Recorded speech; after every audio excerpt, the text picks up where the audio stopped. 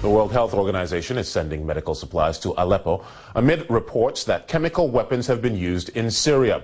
Both the regime and the rebels claim the other side has deployed them, but international observers have been unable to establish if either claim is correct.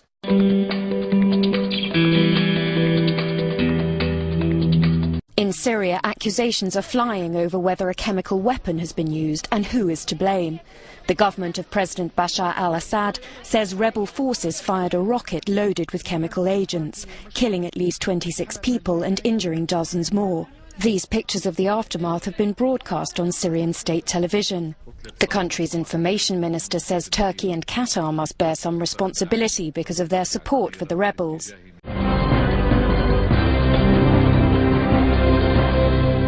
Officials from the Russian Foreign Ministry issued a statement supporting the Syrian government's claim.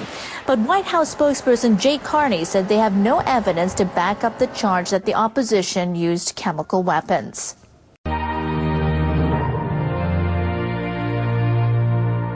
But the opposition groups blamed government forces for the strike. We don't have any unconventional weapons or any chemical weapons. We don't have at all. And we don't have any rockets or any missiles that can handle this kind of weapon. In Moscow, Russia's foreign ministry accepted the Syrian government's version of events, and it said chemical weapons in rebel hands was an extremely dangerous development. But at the White House, President Obama's spokesman laid any blame on the Assad government. We're deeply skeptical of a regime that has lost all credibility, and we would also warn the regime against making these kinds of charges as any kind of pretext or cover for its use of chemical weapons. We are very seriously concerned about the fact that weapons of mass destruction happened to be in the hands of the militants, which is even further aggravating the situation in Syria.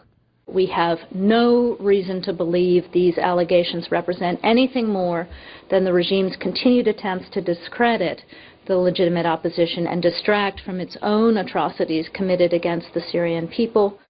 If chemical weapons have been used, it would be the first time in the two-year-old conflict. Many have warned it sets a dangerous precedent. It, of course, breaches international law, which prohibits the use of these weapons. It breaches the convention that does that. It creates a shocking precedent for the armies of dictators to use chemical weapons. Senator Carr says the incident must be brought before the United Nations Security Council.